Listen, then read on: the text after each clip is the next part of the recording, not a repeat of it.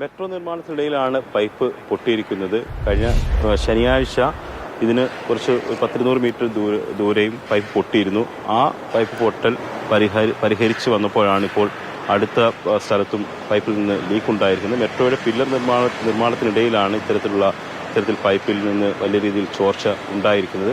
ഇതിനെ തുടർന്നാണ് കഴിഞ്ഞ രാത്രിയിൽ ജനപ്രതിനിധികളുടെ നേതൃത്വത്തിൽ വലിയ പ്രതിഷേധം ഉണ്ടായത്. ഈ പൈപ്പ് പൊട്ടൽ ജനങ്ങളുടെ ജീവിതം ദുരിതത്തിലാക്കുന്നുണ്ട്. കാരണം പല സ്ഥലങ്ങളിലും ജലവിതരണം മുടങ്ങിയിട്ടുണ്ട്.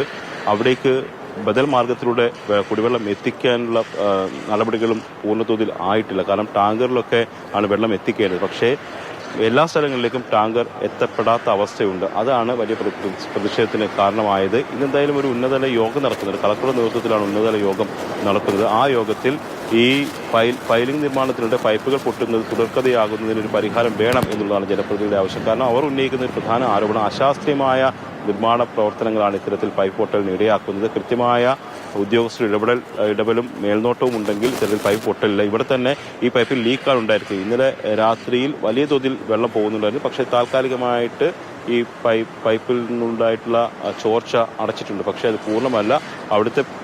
ഇവിടുത്തെ പണി ഇന്ന് ഉച്ചയ്ക്ക് ശേഷം ആരംഭിക്കുമെന്നാണ് പറഞ്ഞിരിക്കുന്നത്. അതായത് പൂർണ്ണ പരിഹാരത്തിന് വേണ്ടിയുള്ള പ്രവർത്തനങ്ങൾ ഉച്ചയോടെ ആരംഭിക്കുമെന്നാണ് അറിയിച്ചിരിക്കുന്നത്. നിലവിൽ പല സ്ഥലങ്ങളിലും കുടിവെള്ളം കിട്ടാത്ത അവസ്ഥയുണ്ട്.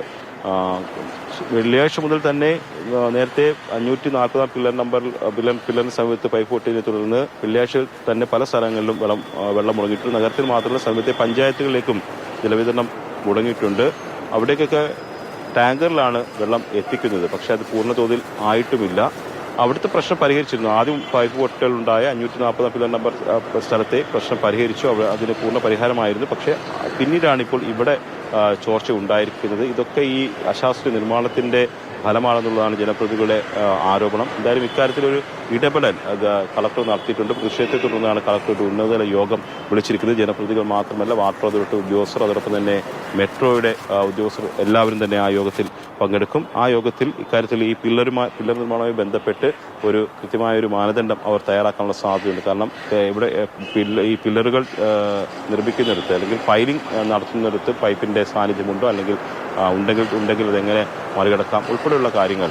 അതായത് ഒരു വാട്ടർ അതോറിറ്റിയുടെ ഉദ്യോഗസ്ഥരുടെ സാന്നിധ്യം കൂടി ഉണ്ടെങ്കിൽ ഇത്തരത്തിലുള്ള പ്രശ്നങ്ങൾക്ക് പരിഹാരം കാണാൻ കഴിയുമെന്നാണ് പറയുന്നത്. അപ്പോൾ അക്കാര്യത്തിലൊരു കോർഡിനേഷൻ, അതായത് എല്ലാ ഡിപ്പാർട്ട്മെന്റുകളും തമ്മിലൊരു കോർഡിനേഷൻ ഇല്ലായ്മയാണ് ഈ പ്രശ്നത്തിന് കാരണം. അപ്പോൾ അതിലൊരു കോർഡിനേഷൻ, ഒരു മേൽനോട്ടം ഉണ്ടെങ്കിൽ ഇങ്ങനെ ഈ ജനങ്ങളെ ബുദ്ധിമുട്ടിക്കുന്ന തരത്തിൽ ഈ പൈപ്പുകൾ പൊട്ടുന്നതോ അല്ലെങ്കിൽ പൈപ്പുകളിൽ ചോർച്ച ഉണ്ടാകുന്നത് തടയാൻ കഴിയും. എന്തായാലും ഇന്ന് ഇതിനൊരു പരിഹാരം കാണുമെന്നാണ് ജനപ്രതിനിധികളുടെയും തുടർച്ചയായിട്ട് ഇങ്ങനെയുള്ള സംഭവങ്ങളല്ലേ അരുൺ ഉണ്ടാകുന്നത്. അപ്പോൾ ജനങ്ങൾ ആകെപ്പാടെ രോഷത്തിലാണല്ലേ. കഴിഞ്ഞ ദിവസം അവരുടെ വലിയ പ്രതിഷേധമായിരുന്നല്ലോ കണ്ടത്. ഇപ്പോൾ തന്നെ ജലവിതരണം മുടങ്ങിയിരിക്കുകയാണ്. ഉച്ചയ്ക്ക് ശേഷം മാത്രമേ ഈ നിർമ്മാണം അതിൻ്റെതായ പൂർണ്ണമായ രീതിയിലൊക്കെ തുടങ്ങാൻ പറ്റുകയുള്ളൂ എന്നൊക്കെ പറയുമ്പോൾ ജനങ്ങൾ അത്രത്തോളം പൊറുതിമുട്ടിയിരിക്കുന്ന ഒരു അവസ്ഥയാണല്ലേ ഇപ്പോൾ.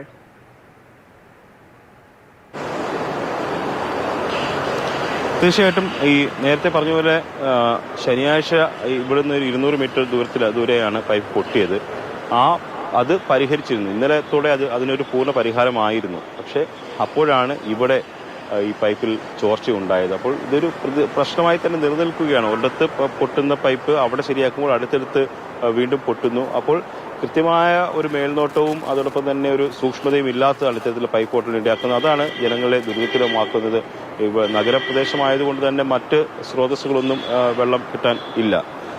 അപ്പോൾ പലരും ഓഫീസിൽ പോകുന്നതിനും കുട്ടികൾക്ക് സ്കൂളിൽ പോകുന്നതിനൊക്കെ ബുദ്ധിമുട്ട് നേരിടും. അതാണ് അവരുടെ രോഷപ്രകടനത്തിന് കാരണം. കുടിവെള്ളം മുടങ്ങുന്ന അവസ്ഥ, വെള്ളം കിട്ടാതിരിക്കുന്ന അവസ്ഥ അത് ഒരാൾക്കും സഹിക്കാൻ കഴിയുന്നതല്ല.